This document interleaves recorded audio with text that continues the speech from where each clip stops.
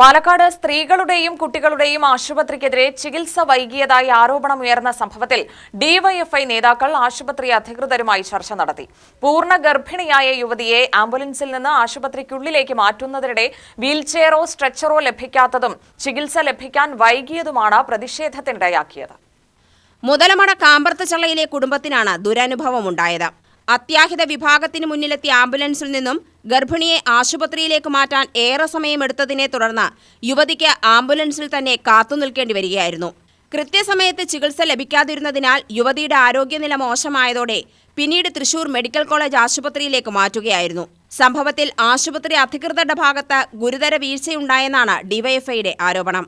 സംഭവത്തെ തുടർന്ന് ഡിവൈഎഫ്ഐ നേതാക്കൾ ആശുപത്രിയിലെത്തി അധികൃതരുമായി ചർച്ച നടത്തി. രോഗികൾക്ക് അടിയന്തര സാഹചര്യങ്ങളിൽ ആവശ്യമായ സൗകര്യങ്ങൾ ഉറപ്പാക്കുന്നതിൽ ആശുപത്രി കൂടുതൽ ജാഗ്രത പുലർത്തണമെന്ന് സംഘടന ആവശ്യപ്പെട്ടു. ചികിത്സാ സംവിധാനങ്ങളിലെ അപാകതകൾ പരിഹരിക്കണമെന്നും സമാന സംഭവങ്ങൾ ആവർത്തിക്കാതിരിക്കാനുള്ള നടപടികൾ സ്വീകരിക്കണമെന്നും ഡിവൈഎഫ്ഐ ആവശ്യപ്പെട്ടു. ഈ ഹോസ്പിറ്റലിനെ സംബന്ധിച്ചോളം ഇപ്പോൾ സൂപ്രണ്ട് ഇല്ല എന്നുള്ളതാണ്. സൂപ്രണ്ട് തന്നെ റിട്ടയർഡായി പോയതിനു ശേഷം പുതിയ സൂപ്രണ്ട് വന്നിട്ടില്ല. അപ്പോൾ ഇൻചാർജുള്ള സുജയ ഡോക്ടറെ സംസാരിച്ചു. അവർ പറയുന്നത് അടിസ്ഥാന സൗകര്യങ്ങൾ ഇവിടെ കുറവുണ്ട്, അതുപോലെ തന്നെ ആവശ്യമായ ജീവനക്കാർ, കാഷ്വാലിറ്റിയിൽ ഉൾപ്പെടെയുള്ള ഡോക്ടർമാരുടെ കുറവുണ്ട്. ഇത് സർക്കാർ തലത്തിലും അതുപോലെ തന്നെ ജില്ലാ പഞ്ചായത്ത് തലത്തിലെല്ലാം നടക്കേണ്ട ഒരുപാട് കാര്യങ്ങളുണ്ട്. ഇതെല്ലാം പരിഹരിക്കാൻ വേണ്ടിയുള്ള ഇടപെടൽ സൂപ്രണ്ട് ഇൻചാർജുള്ള മാഡം നടത്തിക്കൊണ്ടിരിക്കുന്നതെന്നാണ് ഡിവൈഎഫ്ഐക്ക് ഉറപ്പ് തന്നിട്ടുള്ളത്.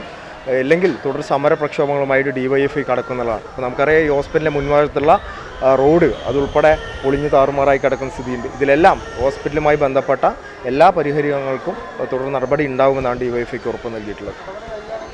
നടപടി വഴിയാണ് തീർച്ചയായും ഡിവൈഎഫ്ഐ വലിയ പ്രക്ഷോഭങ്ങൾക്കും സമരങ്ങൾക്കും പോകും. ഇപ്പോൾ ഒരു ആദ്യഘട്ടത്തിൽ ഡിവൈഎഫ്ഐ സൂപ്രണ്ടുമായിട്ടുള്ള ഒരു ചർച്ചയാണ് നടത്തിയിട്ടുള്ളത്.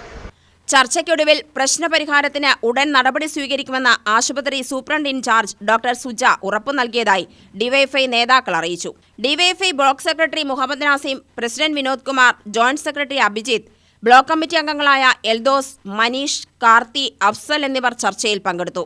യുടിവി ന്യൂസ്, പാലക്കാട്.